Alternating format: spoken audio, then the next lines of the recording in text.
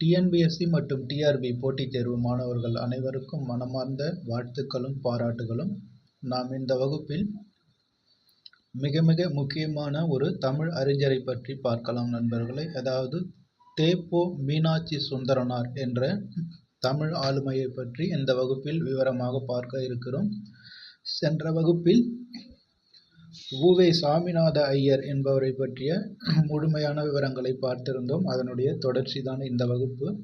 அதாவது நாம் சில நாட்களாக அடுத்த ஆண்டு நடைபெற உள்ள டிஎன்பிஎஸ்சி தேர்வுக்கான பொதுத்தமிழ் பாடத்திட்டத்தில் அலகு 7இல் கொடுக்கப்பட்டுள்ள இலக்கியம், தமிழ் அறிஞர்களும் தமிழ் தொண்டும் என்ற தலைப்பை பார்த்து வருகிறோம். அதன் அடிப்படையில் சென்ற வகுப்பில் முக்கியமான தமிழ் அறிஞரை பற்றிய, அதாவது உ.வே. சாமிநாத ஐயரை பற்றிய விவரங்களை பார்த்திருந்தோம். அதனுடைய தொடர்ச்சியாக தேப்போ மீனாட்சி சுந்தரனார் என்பவரை பற்றிய விவரங்களை பார்க்கலாம் நண்பர்களே. டிஎன்பிஎஸ்சி தேர்வுக்கான பொது தமிழ் வகுப்புகள் மற்றும் ஜெனரல் ஸ்டடிஸ் சொல்லக்கூடிய பொது அறிவு வகுப்புகள், அதுபோக தமிழ்நாடு அரசாங்கத்தால் தொடங்கப்பட்டுள்ள திட்டங்கள், இவை அனைத்தும் ஏற்கனவே முடிக்கப்பட்டு நம்முடைய யூடியூப் சேனலிலும் டெலகிராம் சேனலிலும் பதிவேற்றம் செய்யப்பட்டுள்ளது நண்பர்களே. அதற்கான தனித்தனியாக பிளேலிஸ்டும் உருவாக்கப்பட்டுள்ளது. 30க்கும் மேற்பட்ட தலைப்புகளில் வீடியோக்கள் இருக்கிறது. நிறைய மாணவர்கள் இந்தியன் பாலிட்டி லட்சுமிகாந்த் புத்தகத்தை தமிழில் நடத்த சொல்லி கேட்டிருந்தீர்கள். ஏற்கனவே நடத்தி முடிக்கப்பட்டுள்ளது நண்பர்களே. அதாவது சில மாதங்களுக்கு முன்பாகவே லட்சுமிகாந்த் அவர்கள் எழுதிய இந்தியன் பாலிட்டி என்ற புத்தகமானது முழுவதுமாக டிஆர்பி தேர்வு மாணவர்களுக்காக நடத்தி முடிக்கப்பட்டுள்ளது நண்பர்களே. 30க்கும் மேற்பட்ட வீடியோக்கள் பதிவேற்றம் செய்யப்பட்டுள்ளது. அதாவது லட்சுமிகாந்த் புத்தகத்திலிருந்து 30க்கும் மேற்பட்ட பயிற்சி வகுப்புகள் பதிவேற்றம் செய்யப்பட்டுள்ளது. அதை பாருங்கள். நிச்சயம் அதுவே உங்களுக்கு டிஎன்பிஎஸ்சி தேர்வுக்கும் போதுமானதாக இருக்கும். இருந்தாலும் நாம் இந்த பொது தமிழ் பகுதியை முடித்துவிட்டு அதன் பிறகு மறுபடியும் ஜெனரல் ஸ்டடிஸ் பகுதி நடத்தும் போது முதலில் லட்சுமிகாந்த் புத்தகத்தை திரும்பவும் நடத்த இருக்கிறேன் நண்பர்களே. கவலைப்பட தேவையில்லை. ஏற்கனவே நடத்தி முடித்த வகுப்புகளை பாருங்கள். அதாவது நீங்கள் குரூப் 1 தேர்வு செப்டம்பர் மாதத்தில் நடைபெற இருக்கிறது. அதற்கு முன்பாக நான் பொது தமிழ் மற்றும் பொது அறிவு பகுதிகளை முழுமையாக முடித்து விடுவேன் நண்பர்களை. கவலைப்பட தேவையில்லை. தொடர்ந்து நம்முடைய பயிற்சி வகுப்புகளை பார்த்து வாருங்கள். உங்களுடைய நண்பர்களுக்கும் தெரியப்படுத்துங்கள். அவர்களும் பார்த்து பயன்பெறட்டும். ஏனென்றால் நம்முடைய பயிற்சி வகுப்பானது கிராமப்புற மாணவர்களை எப்படியாவது அரசாங்க பணியில் அமர்த்த வேண்டும் என்ற நோக்கத்தில் தான் நடைபெறுகிறது. எந்தவித எதிர்பார்ப்போ கட்டணமோ கிடையாது. அதனால் உங்களுக்கு தெரிந்தவரை யார் யாருக்கு தகவல் தெரிவிக்க முடியுமோ அவர்களுக்கும் தெரிவியுங்கள். அவர்களும் பார்த்து பயன்பெறட்டும். இப்போது பாடத்திட்டத்திற்கு செல்லலாம். பொது தமிழ் வகுப்பில் தமிழ் அறிஞர்கள் என்ற தலைப்பில் தேப்போ மீனாட்சி சுந்தரனார் என்பவரை பற்றி பார்க்கலாம் நண்பர்களே.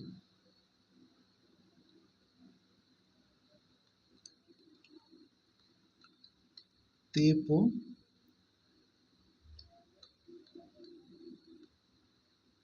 மீனாட்சி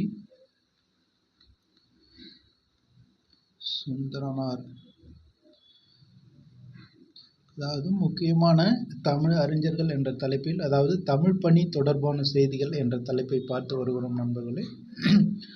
நம்முடைய பயிற்சி வகுப்பானது பள்ளி பாட புத்தகத்தை தாண்டி நடைபெறுகிறது. பள்ளி பாட புத்தகத்திலிருந்து எந்த தகவல்களும் எடுக்கவில்லை நண்பர்களே. ஏனென்றால் அதில் நீங்கள் பல முறை படித்திருப்பீர்கள். அதனால் அதிலிருந்து எதுவும் எடுக்கவில்லை. நம்முடைய பயிற்சி வகுப்புகள் முழுக்க முழுக்க கல்லூரி ஆசிரியர்கள் எழுதிய புத்தகத்திலிருந்து தான் தொகுக்கப்படுகிறது. அதாவது ஸ்டாண்டர்ட் ரெஃபரன்ஸ் புக்ஸ் என்று சொல்லக்கூடிய கல்லூரி ஆசிரியர்கள் எழுதிய, உதாரணத்துக்கு லட்சுமிகாந்த் புத்தகம் மற்றும் தமிழில் பேராசிரியர் தேவிரா அவர்கள் எழுதிய புத்தகம், அதுபோக மூவா அவர்களுடைய புத்தகம், அதுபோக வகைமை நோக்கில் தமிழ் இலக்கிய வரலாறு முனைவர் பாக்கியமேரி, அதே போல தமிழ் இலக்கிய வரலாறு மா. பாலசுப்ரமணியம், இப்படி கல்லூரி பட்டப்படிப்பிற்கு புத்தகங்கள் எழுதக்கூடிய ஆசிரியர்கள் புத்தகங்கள் இருந்து துவக்கப்படுகிறது நண்பர்களே. டிஎன்பிஎஸ்சி தேர்வும் அதிலிருந்து தான் கேட்கிறார்கள். எனவே பயிற்சி வகுப்புகளை தவறாமல் பயன்படுத்தி கொள்ளுங்கள். இது நிச்சயமாக உங்கள் வெற்றிக்கு உதவும். எக்கச்சக்கமான தகவல்கள் புதிதாக நீங்கள் தெரிந்து கொள்வீர்கள். அவ்வளவு விஷயங்கள் தொகுக்கப்படுகிறது. எந்த பயிற்சி மையத்திலோ எந்த புத்தகத்திலோ இந்த தகவல்கள் உங்களுக்கு கிடைக்காத நண்பர்களே. இவருடைய வாழ்க்கை குறிப்பை பற்றி இப்போது பார்க்கலாம். அதாவது தே.பொ. மீனாட்சி சுந்தரனார் வாழ்க்கை குறிப்பு. இவர் சென்னை சிந்தாரிப்பேட்டையில் பிறந்திருக்கிறார் நண்பர்களே. தே.பொ. மீனாட்சி சுந்தரனார் சென்னையில் உள்ள சிந்தாரிப்பேட்டை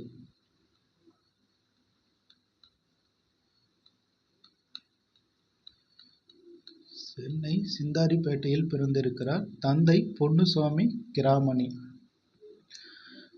அடுத்து முக்கியமான தகவல்கள் நண்பர்களை நோட்டில் எழுதி வைத்துக் கொள்ளுங்கள். இவருடைய சிறப்பு பெயர். ஒவ்வொரு அறிஞருக்கும் சிறப்பு பெயர் கண்டிப்பாக தெரிந்திருக்க வேண்டும். அதிலிருந்து கேள்விகள் கேட்கிறார்கள். ஏற்கனவே உ.வே. சாமிநாத ஐயருக்கும் இது போன்ற சிறப்பு பெயர்கள் எல்லாம் சொல்லியிருக்கிறேன், அதையும் பாருங்கள். இப்போது இவருடைய சிறப்பு பெயரை பார்க்கலாம். பல்கலை செல்வர். பல்கலை செல்வர் என்று அழைக்கப்படுபவர் யார் என்று கேட்பார்கள். பல்கலை செல்வர். பல்கலை செல்வர் யார் என்று அழைக்கப்படுகிறார் என்று கேட்பார்கள். இந்த பல்கலை செல்வர் என்ற பட்டத்தை கொடுத்தது திருவாடுதுறை ஆதீனம் நண்பர்களே. திருவாடுதுறை ஆதீனம். இதையும் கேள்வியாக கேட்பார்கள். மீனாட்சி சுந்தரனார் அவருக்கு பல்கலைக்கழக செல்வர் என்ற பட்டம் யாரால் கொடுக்கப்பட்டது அப்படி என்று கேட்பார்கள். திருவாடுதுறை ஆதீனம் அல்லது திருவாடுதுறை ஆதீனத்தால் கொடுக்கப்பட்ட பட்டம் எது என்று கேட்பார்கள். கேள்வி எந்த விதத்தில் வேண்டுமானாலும் கேட்கலாம். நீங்கள் தெளிவாக புரிந்து கொள்ள வேண்டும். நான் இருக்கிற தகவல்கள் அனைத்தையும் சொல்லிவிடுவேன். எப்படி கேள்விகள் கேட்பார்கள் என்பதையும் சொல்லிவிடுவேன். புரிந்து கொள்வது உங்களுடைய திறமைதான் நண்பர்களே.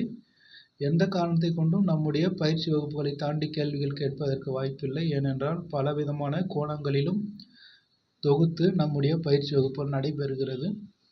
நீங்கள் பலவிதமாக புரிந்து கொள்வது உங்களுடைய திறமைதான் நண்பர்களே. அடுத்து பன்மொழி புலவர். பன்மொழி புலவர். பன்மொழி புலவர் என்று அழைக்கப்படுவரும் மீனாட்சி சுந்தரனார். இந்த பட்டத்தை அவருக்கு கொடுத்தது குன்றக்குடி திருவண்ணாமலை ஆதீனம். குன்றக்குடி திருவண்ணாமலை ஆதீனம். நான் கொஞ்சம் வேகமாக எழுதுறதால கையெழுத்து மோசமாக இருக்கும் நண்பர்களே. பொறுமையாக எழுதுனா வீடியோ மணிக்கணக்கில் போயிடும். உங்களுக்கு கேட்பதற்கு எரிச்சலாக இருக்கும். அதனால் வேகமாக எழுதுகிறேன். தெளிவாக சொல்லுவேன், புரிஞ்சுக்குங்க. அதற்கடுத்து பெருந்தமிழ் மணி.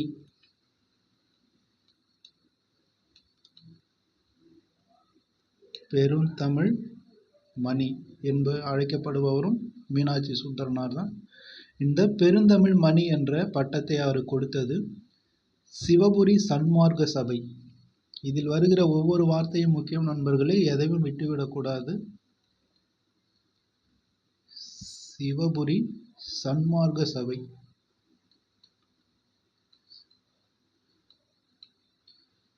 பெருந்தமிழ் மணி என்ற பட்டத்தை கொடுத்த அமைப்பு எது என்று கேட்பார்கள். சிவபுரி சன்மார்க்க சபை. அதற்கடுத்து நடமாடும் பல்கலைக்கழகம் என்று சொன்னவர், அதாவது மீனாட்சி சுந்தரனாரை நடமாடும் பல்கலைக்கழகம் என்று சொன்னவர் திருவிகா.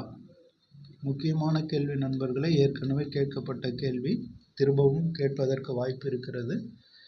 மீனாட்சி சுந்தரனாரை நடமாடும் பல்கலைக்கழகம் என்று அழைத்தவர் யார் என்று கேட்பார்கள். திருவிகா.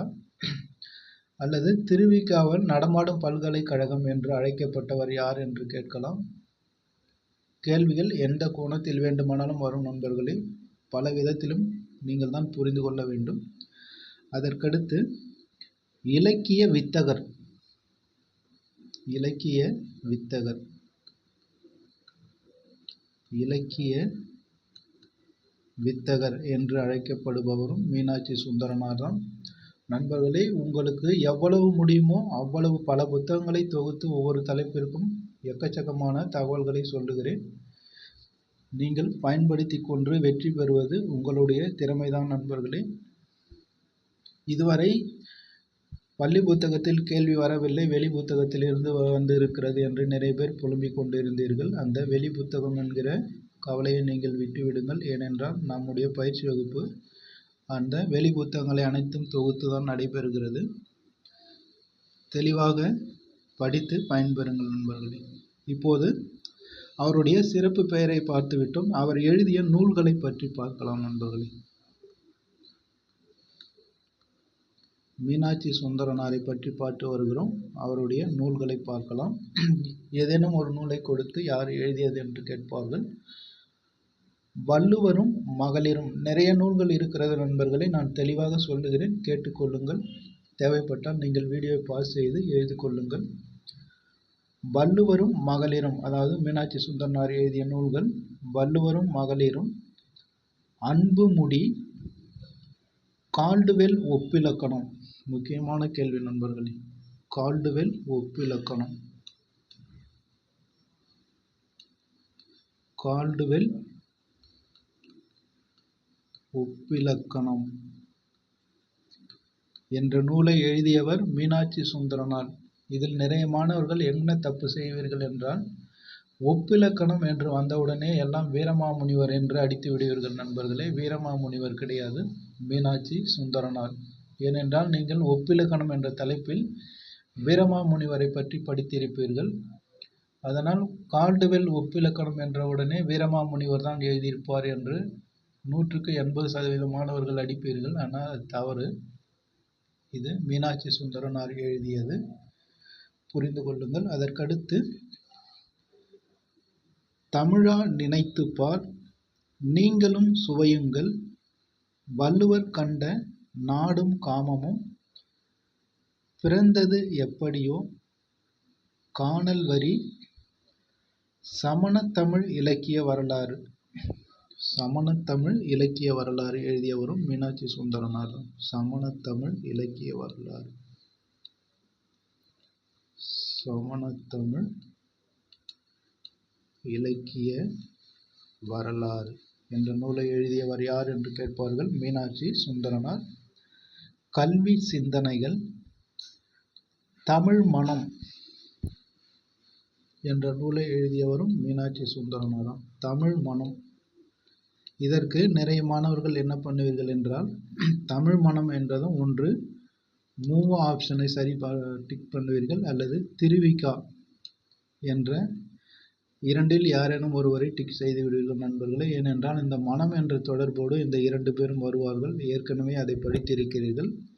அதனால் தமிழ் மனம் என்றவுடன் மூவேவாவை டிக் பண்ணுவார்கள் அல்லது திருவிக்காவை டிக் பண்ணுவார்கள். இந்த 2மே தவறு. மீனாட்சி சுந்தரனார். கேள்வியை முழுமையாக புரிந்து கொள்ள வேண்டும்.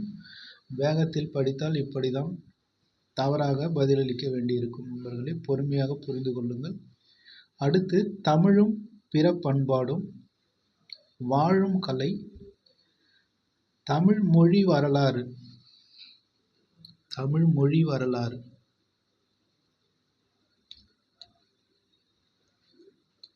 தமிழ் மொழி வரலாறு மூவா என்று கொடுப்பார்கள். நிறைய மாணவர்கள் 90% மாணவர்கள் இந்த மூவாவை தான் சரியடி டிக் பண்ணுவீர்கள். ஏனென்றால் தமிழ் மொழி வரலாறு என்று சொன்னதும் மூவா தான் உங்களுக்கு ஞாபகம் வரும், அதை போடுவீர்கள். ஆனால் மூவா எழுதியது தமிழ் இலக்கிய வரலாறு. மூவா எழுதியது தமிழ் இலக்கிய வரலாறு நண்பர்களே. தமிழ் மொழி வரலாறு என்பது மீனாட்சி சுந்தரனார். கேள்விகளை ஒவ்வொரு வார்த்தையும் சரியாக புரிந்து கொள்ளுங்கள். மூவா என்பது தவறு. ஆனால் 90% மாணவர்கள் அதைத்தான் பதிலாக அளிப்பீர்கள். கேள்வியை புரிந்து கொள்ளுங்கள். மூவா எழுதியது தமிழ் இலக்கிய வரலாறு.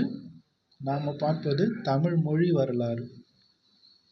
அதற்கடுத்து மொழியியல் விளையாட்டுகள், 10 பாட்டு ஆய்வு. ஏற்கனவே கேட்கப்பட்ட கேள்வி நண்பர்களே. 10 பாட்டு ஆய்வு. 10 பாட்டு ஆய்வு நூலை எழுதியவரும் மீனாட்சி சுந்தரனார் தான். அதற்கடுத்து சில ஆங்கில நூல்களையும் எழுதியிருக்கிறார். அவற்றையும் பார்க்கலாம். அதிலும் நிறைய மாணவர்கள் தப்பு செய்வீர்கள். அதையும் தெளிவாக உங்களுக்கு சொல்லுகிறேன். A History of Tamil Language. A history of Tamil language என்ற நூலை எழுதியவரும் மீனாட்சி சுந்தரனார். இதில் நிறைய மாணவர்கள் எப்படி தப்பு செய்வீர்கள் என்றால், ஹிஸ்டரி ஆஃப் தமிழ் லாங்குவேஜ் என்பதும் தமிழ் நூல்களை பெரும்பாலும் ஆங்கிலத்தில் மொழிபெயர்த்தவர் ஜி போப் என்பதை படித்திருப்பீர்கள். அதனால் இந்த ஹிஸ்டரி ஆஃப் தமிழ் லாங்குவேஜ் என்ற வார்த்தையை பார்த்ததும் இது ஆங்கில நூல் என்று ஜி போப்பை தான் நிறைய மாணவர்கள் டிக் அடிப்பீர்கள். அது தவறு. ஜி போப் ஆனவர் திருக்குறள் மற்றும் நாலடியார், புறநானூறு போன்ற நூல்களை தான் தமிழில் டிரான்ஸ்லேஷன் பண்ணியிருக்கிறார். இது ஆங்கிலத்திலே எழுதப்பட்ட தமிழ் நூல், அதாவது தமிழ் மொழி வரலாறு என்ற நூலை ஆங்கிலத்திலே எழுதியிருக்கிறார் மீனாட்சி சுந்தரனார். அதற்கடுத்து history of Tamil literature, history of Tamil language என்பதையும் எழுதியிருக்கிறார். ஹிஸ்டரி ஆஃப் தமிழ் லிட்ரேச்சர் என்ற நூலையும் எழுதியிருக்கிறார். அதற்கடுத்து பிலாசபி ஆஃப் திருவள்ளுவர், அதாவது திருவள்ளுவரினுடைய தத்துவ கோட்பாடுகள் என்ற நூலையும் எழுதியிருக்கிறார். அதற்கடுத்து அத்வைதா இன் தமிழ், அத்வைதா இன் தமிழ் என்ற ஆங்கில நூலையும் எழுதியிருக்கிறார். அதுபோக Tamil a bird eyes of view, அதாவது தமிழ் ஒரு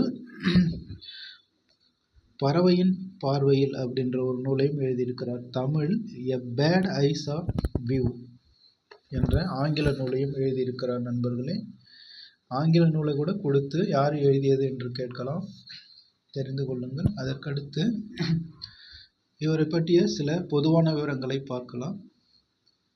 இவர் தமிழ் வித்துவான் தேர்வில் மாநிலத்தில் முதல் மாணவராக வெற்றி பெற்றார். அதாவது வித்துவான் என்பது பண்டிதர் என்று சொல்லக்கூடிய ஒரு தேர்வு. அதில் மாநிலத்திலே முதல் மாணவராக தேர்ச்சி பெற்றிருக்கிறார். சென்னை உயர்நீதிமன்ற வழக்கறிஞராக இருந்தவர் நண்பர்களே, அதாவது தமிழ் அறிஞராகவும் இருந்திருக்கிறார், சென்னை உயர்நீதிமன்ற வழக்கறிஞராகவும் இருந்திருக்கிறார். சென்னை உயர்நீதிமன்ற வழக்கறிஞர். இந்த கேள்வியும் ஏற்கனவே கேட்டிருந்தார்கள். சென்னை உயர்நீதிமன்றத்தில் வழக்கறிஞராக பணியாற்றியவர் யார் என்று. ஹரிஜனங்களுக்காக இரவு பள்ளியை தொடங்கியவர். இதுவும் ஏற்கனவே கேட்கப்பட்ட கேள்வி நண்பர்களே. ஹரிஜனங்களுக்காக இரவு நேர பள்ளியை நடத்தியவரும் மீனாட்சி சுந்தரனார். மொழியியல் துறையை மொழியியல் உயராய்வு மையமாகவும் மாற்றினார். சிகாகோ பல்கலைக்கழகத்தில் தமிழ் கல்வி தொடங்கிய போது அங்கு தமிழ் பேராசிரியராக பணியாற்றியவர். இதுவும் கேட்கப்பட்ட கேள்விதான். அமெரிக்காவில் உள்ள சிகாகோ மாகாண பல்கலைக்கழகத்தில் தமிழ் வகுப்பானது தொடங்கப்பட்ட, அதாவது தமிழ் துறை என்று ஒரு பிரிவு தொடங்கப்பட்ட போது அங்கு தமிழ் பேராசிரியராக பணியாற்றினார். இவர் பத்மபூஷன் விருதும் கலைமாமணி விருதும் பெற்றுள்ளார். பத்மபூஷன் விருது நாட்டின் 2வது உயர்ந்த விருது.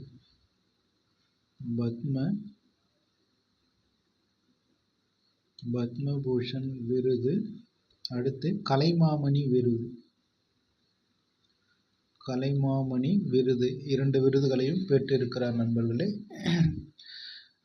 இவ்வளவு தகவல்கள் இவரை பற்றி இருக்கிறது, அதாவது மீனாட்சி சுந்தரனாரை பற்றிய தகவல்கள் நண்பர்களே. இதில் முக்கியமாக நீங்கள் ஞாபகம் வைத்துக் கொள்ள வேண்டியது இவருடைய சிறப்பு பெயர் என்னென்ன என்பதை தெரிந்து கொள்ள வேண்டும். அது யாரால் கொடுக்கப்பட்டது, எந்த அமைப்பால் கொடுக்கப்பட்டது என்பதையும் தெரிந்து கொள்ள வேண்டும். அதற்கடுத்து முக்கியமாக அவர் இயற்றிய நூல்களில் முக்கியமானவற்றை தெரிந்து கொள்ளுங்கள். அதற்கடுத்து அவர் எங்கெங்கு பணியாற்றினார் என்பதையும் தெரிந்து கொள்ளுங்கள். அதாவது சென்னை உயர்நீதிமன்றத்தில் வழக்கறிஞராக பணியாற்றி இருக்கிறார். ஹரிஜன்களுக்காக இரவு நேர பள்ளியை நடத்தியிருக்கிறார். அதுபோக பத்மபூஷன் மற்றும் கலைமாமணி விருதையும் பெற்றிருக்கிறார். இதில் எந்த விருதை மீனாட்சி சுந்தரனார் பெற்றார் என்பதை கேட்பார்கள் நண்பர்களே, தெரிந்து கொள்ளுங்கள். முக்கியமாக இந்த சிறப்பு பெயரை தெரிந்து கொள்ளுங்கள் நண்பர்களே. நிச்சயமாக அதிலிருந்து ஒரு கேள்விகள் வரும். இதோடு மீனாட்சி சுந்தரனார் பற்றிய தகவல்கள் நிறைவடைகிறது. அடுத்த வகுப்பில் அடுத்து ஒரு முக்கியமான தமிழ் ஆளுமையை பற்றி பார்க்கலாம். உங்களுடைய பாடத்திட்டத்தில் கொடுக்கப்பட்டுள்ள, அதாவது பொது தமிழ் பாடத்திட்டத்தில் கொடுக்கப்பட்டுள்ள எந்த தேர்வாக இருந்தாலும் சரி நண்பர்களே, டிஎன்பிஎஸ்சியாக இருந்தாலும் சரி, டிஆர்பியாக இருந்தாலும் சரி, உங்கள் கொடுக்கப்பட்டுள்ள பொது தமிழ் பாடத்தில் அனைத்து தலைப்புகளையும் முழுமையாக முடிக்க இருக்கிறோம். முதலில் இந்த 7வது யூனிட்டை ஏன் எடுத்தேன் என்றால், இதுதான் மிக மிக கடினமான பகுதி. ஏனென்றால் இது கட்டாயமாக இலக்கியம், தமிழ் அறிஞர்கள், தமிழ் தொன்றுகள் என்று வருகிறது. இதை படிக்காமல் ஒன்றுமே செய்ய முடியாது. அதற்காக தான் இந்த தலைப்பை நான் தேர்ந்தெடுத்திருக்கிறேன். கடினமான தலைப்பை முடித்துவிட்டால் மற்ற தலைப்புகளை மாணவர்கள் ஓரளவு தேர்ச்சி பெற்று விடுவார்கள் என்பதுதான் என்னுடைய கருத்து. அதற்காக தான் இந்த தலைப்பை முதலில் எடுத்திருக்கிறேன் நண்பர்களே. கண்டிப்பாக உங்களுடைய அனைத்து தலைப்புகளையும் முடித்து விடுவேன். நீங்கள் நம்முடைய பயிற்சி வகுப்புகளை தொடர்ந்து கேட்டு வாருங்கள். முக்கியமாக நம்முடைய யூடியூப் சேனலை சப்ஸ்கிரைப் செய்து கொள்ளுங்கள்.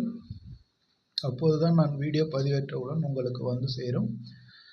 உங்களுடைய நண்பர்களுக்கும் தெரியப்படுத்துங்கள், அவர்களும் பயன்படட்டும். இதோடு இந்த வகுப்பை முடித்து கொள்ளலாம் நண்பர்களே. அடுத்த வகுப்பில் இன்னொரு முக்கியமான ஆளுமையை பற்றி பார்க்கலாம். நீங்கள் அனைவரும் போட்டித் தேர்வில் வெற்றி பெற்று அரசாங்க அதிகாரியாக வர வேண்டும் என்று மனமாற வாழ்த்துகிறேன். நன்றி நண்பர்களே. நாளை சந்திப்போம்.